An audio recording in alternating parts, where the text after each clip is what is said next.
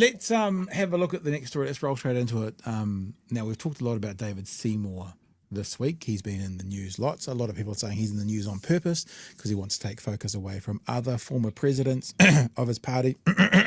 News that might be around.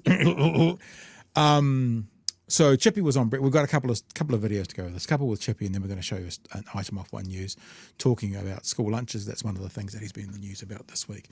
Let's have a look at Chippy this morning on breakfast. Chippy is on breakfast, and in this first conversation, he is asked by the reporter, Chippy, why are you going around saying that that Luxon should sack Seymour? Why are you stirring the pot? Why are you saying this, Mr. Hipkins? I want to ask you about why you said that the Prime Minister should sack his soon-to-be deputy, Mr. Seymour. Well, David Seymour should live up to the standards that he sets for everybody else, as should Chris. Thank you, Chippy. The standards he set for everybody else and the standards he set for himself. This is our yardstick on BHM. We will hold this government accountable to the standard they insisted on the last government and the standard they set for themselves, like building a better Dunedin hospital. Those were their standards. That were their words. So we're going to hold them to those words. So, Chippy, continue. Christopher Luxon. David Seymour's very harsh on other people who make mistakes. He's had 3 in a row now. That's 3 strikes. So basically he was caught out for referring somebody who was a victim of sexual abuse by the ACT Party president. He referred them to a lawyer supplied by the ACT Party rather than victim support or the police. That's actually the worst thing, isn't it? I mean, of the stupid, silly mistakes, political bullshit, actually sending and I guess you'd have to say in that instance, a potential victim, because there's an accusation, but sending them to an ACT lawyer rather than a police, that's unforgivable. Like, that's unforgivable. The ACT Party rather than victim support or the police or actually taking appropriate action there. He then intervened in a murder investigation that the police were undertaking, basically advocating for the potential suspect in the murder investigation, saying that he was being treated unfairly.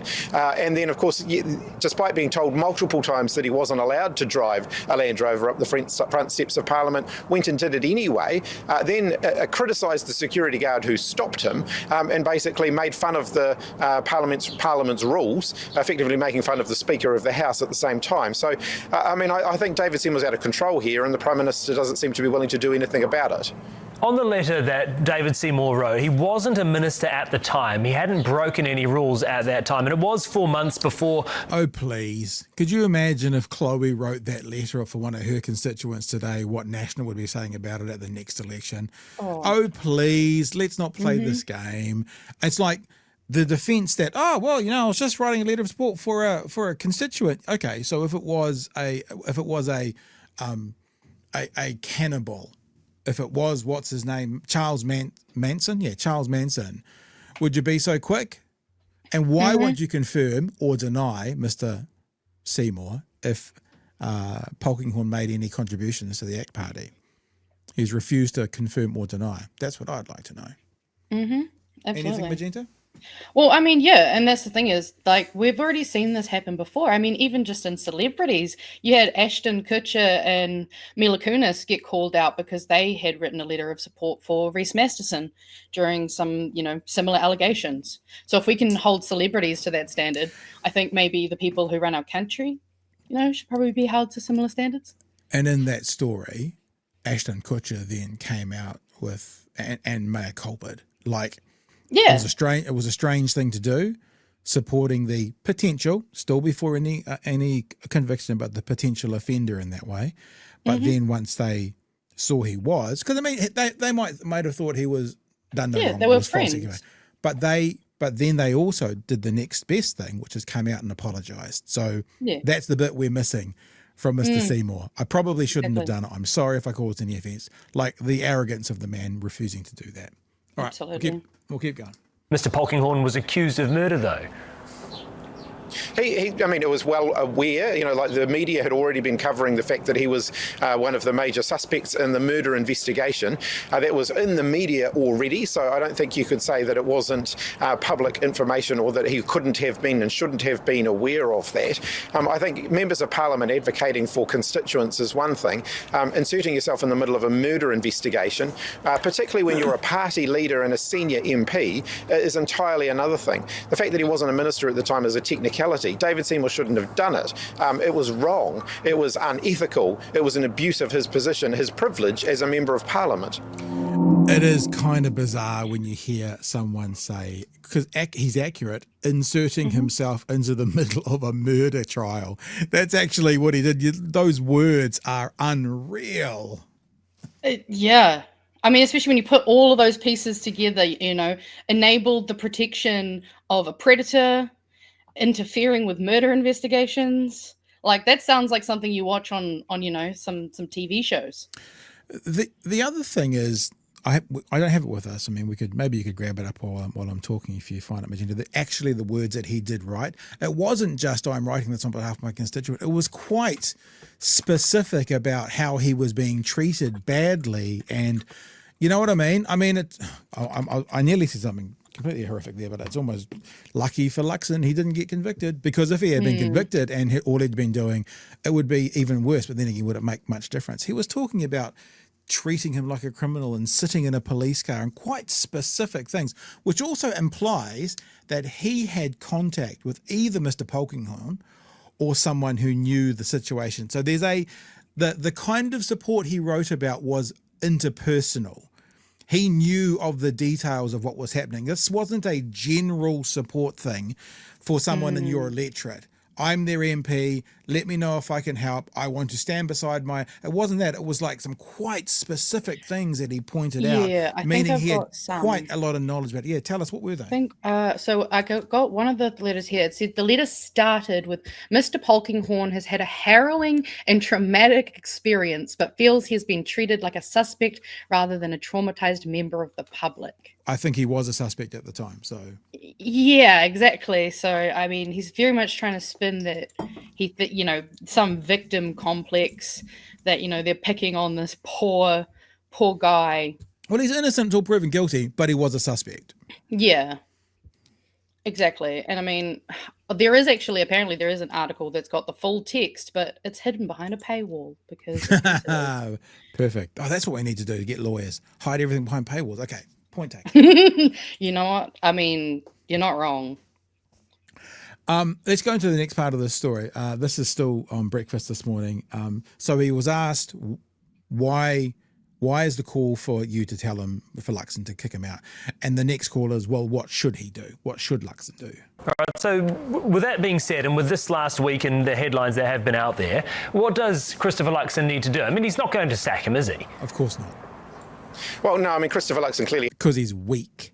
And he knows if he sacks him, he may lose the strings of power. He has no standards. I mean, he thinks it's okay for Shane Jones and Winston Peters and Todd McClay to basically be making anti-immigrant remarks about Mexicans. That's okay with him. It's okay for David Seymour to do all of this stuff. It's okay for Shane Jones to say that charities should lose their funding if they criticise the government. It seems anything goes in Chris. I saw, and I haven't bought it for tonight's show, but I saw a headline pass across my phone this evening, a charity that deals with dying teenagers about to close down because of not being funded by the government. Oh, shit. Okay. Landlords, tax breaks, Philip Morris, dying teenagers. Sorry, my dudes and dudettes, you're not as important. For Luxon's government, he doesn't really have any standards for ministerial behaviour. He does have to walk that tightrope, though, of managing a coalition. Well, coalition still requires you to follow the rules of Parliament, to follow the rules of the executive. The Cabinet Manual sets out very clearly what isn't acceptable ministerial conduct. Christopher Luxon seems to just have put that on a shelf and forgotten all about it. As Prime Minister, you're the Prime Minister of the whole government. That includes your coalition partners as well. I think we're both doing the same thing. We're both looking up for the story I just mentioned. But yeah, I mean, he's not going to do it. He can't do it. Nah. He did it at the time that they negotiated the agreement for government. He sold everything then. He did absolutely everything to find power, and he knows that if he upsets the apple cart, if he upsets Seymour, then that could be the end of this government, which could be the end of Mr. Luxon. So Seymour can do whatever he wants, Magenta. Which is just absolutely fucked. And I don't understand how we're in a position where he's just, and I mean, I'm assuming it's because, the Atlas connections, the money talks, he has all the power, he's holding all those strings. So of course he's going to get away with it, but it's just insane that someone who did not get enough majority vote to be the leading party is just running circles around him, and it's only getting worse. And it feels like the mask has been slipping, especially faster since Trump took office, because I've noticed the things they're saying, the things they're doing are just getting bolder and bolder with almost every day that, he's been in.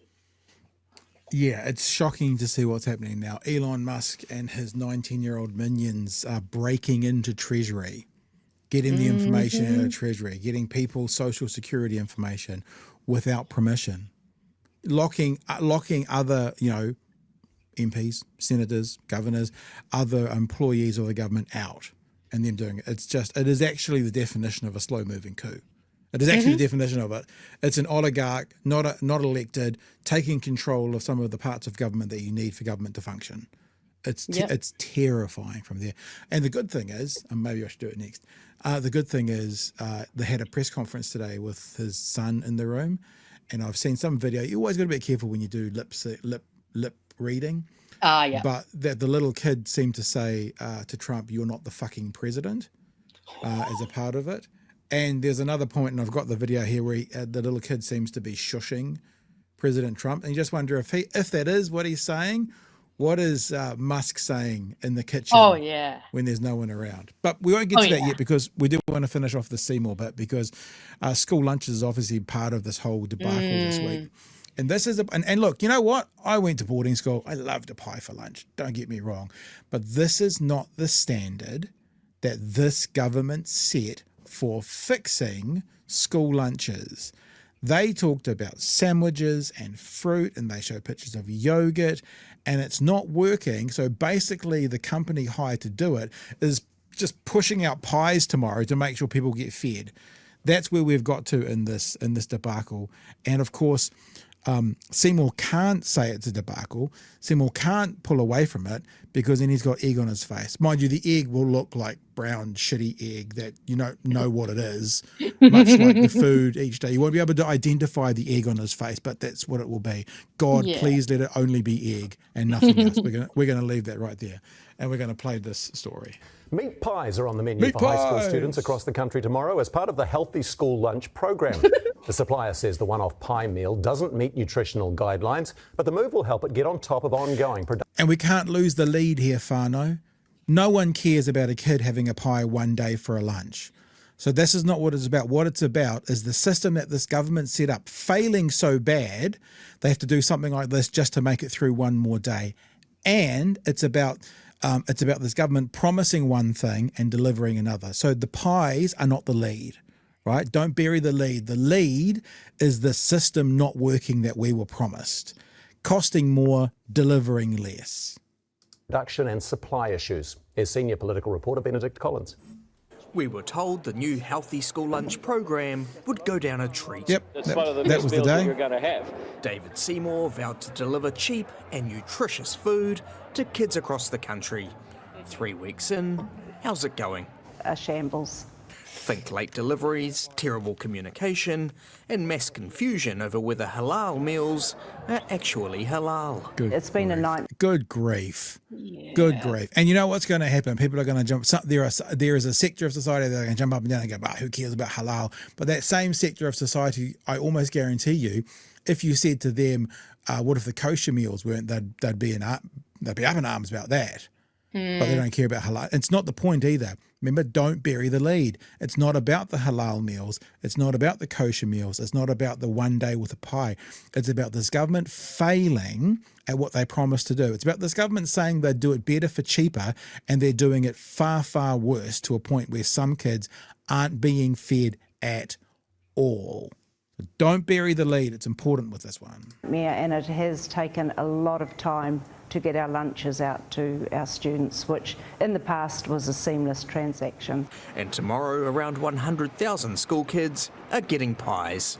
Today, the company in charge, Compass Group, told schools that while the pies would not meet nutritional guidelines, it'd be a one-off, while the company tries to get on top of the food production and supply issues it's been having. I know that our students will love the... This is your typical, this government has put something in place. They've employed a group of people who are probably the people who said this will be as cheap as we can do it. And they've put a thing in place before the systems are set up. This is exactly what they did with the ferries. They cancelled the ferries before they knew what was going to happen next. They've put this company, Compass, in charge of these foods, and this Compass company has not got the practices or processes in place to be able to deliver what they've promised. So this is what's happening. It's, again, over-promising and under-delivering. National 2026. That's their byline. I think that should be their byline. Under-delivering since 2023. National 2026. You know, it's like, this is it. Don't bury the... I'm saying this all over again because this is the truth. Don't bury the lead. It's not about the pie. It's not about that. It's about what they said they would do better, not doing it. How they said they would improve it, not improving it. That's the story. I'm talking lots, Magenta. Do you want to say anything else before I push play? Well, actually, one thing that I'm also thinking is that we've also got to remember that not only are we messing with their lunches at the moment, but we've just changed the structured math and literacy as well. So all of the curriculum's changing. Teachers are having to deal with that. They're also now having to deal with these lunches being an issue. So these kids are getting affected in multiple different areas already. And I'm sure these teachers are probably feeling a lot of stress with all these changes that, like you said, have not been rolled out well at all. Yep. Okay, we'll play some more of the story. The pies, but it's not really the message that we want to be sending our community. Our politicians and pies go hand in hand. Minister, do you enjoy a pie? I have gone from 120 kgs to 110, and sadly I had a pie for lunch. I had half a pie last night for dinner. Minister, do you enjoy a pie? I do. Can't you tell? Of course. But should they be part of the healthy school lunch program? I grew up eating pies and I feel quite healthy. People eat things all the time that don't necessarily eat nutritional. So this is them running cover now. It's like, what a fucking moron. I also grew up in a room filled with smoke while my parents, look at me, I'm fine. It's like, it's not how it works, dumbass. Me and a bunch of other MPs are case in point of that. But, you know, a little bit of bad food every now and then is not the world's worst thing. You've got to enjoy life as well. I actually have no... And that's him trying to make the story about eating a pie. Don't bury the lead. It's not about the pie. It's about their practices and processes falling apart. It's about them not delivering. Don't bury the lead. It's not about the pie, which is what they were both just trying to do. They were trying to make it about the pie. Problem with a kid having a pie for lunch? Pie for Kai. The opposition, though, find it harder to swallow. Well, it's showing contempt for young people who really deserve to have a free and healthy lunch at school. This just shows that Christopher Luxon and David Seymour are putting short-term profit gains at the expense of the well-being of our children. You think there might be a lot of happy kids, though? The thing is, we need a variety of options for our kids. The new school lunch program continues to be hit with... I just want to go back because it's important that we remember what they were promised, right? What we're looking at here is the standard they set for themselves, right? That's that we're looking at the standard. We've all done this. We've all seen this. School lunches NZ, right? That's it. Look, that's the standard they set. You know, that's what they're delivering. Yep. You know, it's just, this is the thing. That's what they're delivering. That's the standard they set. That's what they're delivering. That's what they're delivering. That's the standard they set. That's their standard.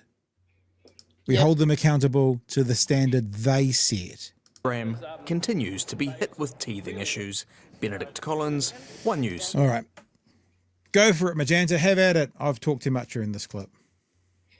I mean, like you say, it is annoying. I feel like I've been noticing this a lot recently, that it feels like a lot of the news recently seems to be kind of focusing on the wrong parts. And I don't know if it's on purpose, if it's because they don't want to piss off the coalition and not get access to them. But because there was like a news clip we looked at on Friday where they said in some other wording that just felt a little, how would you say, forgiving towards the current government. And I think I'm just getting really sick of seeing that, because like you say, it's not about the pie. Like, yes, it would be great if we didn't have that. But at the same time, when he's like, oh, don't you think the kids will be happy? Like, yeah, they'll probably be happy because the pie and the pita are probably going to turn up on time. So they'll actually get to eat it for lunch. They'll just be happy, you know? I think there's a lot of issues around that. And I'm sick of seeing their smug faces and like talking about, oh, I had a pie for lunch and it was fine. Like, yeah, also your pie probably cost 50 cents. 2 shekels. And was actually good quality, Threepence. and you didn't have to worry about it being, filled out with crap. So like, shut up. Yeah. And I know I've said this about 13 times, but we won't bury the lead. I said it right from the start, pie for lunch, who cares? Fine. Once, fine. I just spent 2 weeks away, on 2 of the days. I had an ice cream. Once in a while, fine, it's away, not a big deal. That's not the story. The story is not the pie. And I'm glad to hear Chippy not focusing on the pie, focusing more on the substance of what's not going on. So it's very, very good. Well done.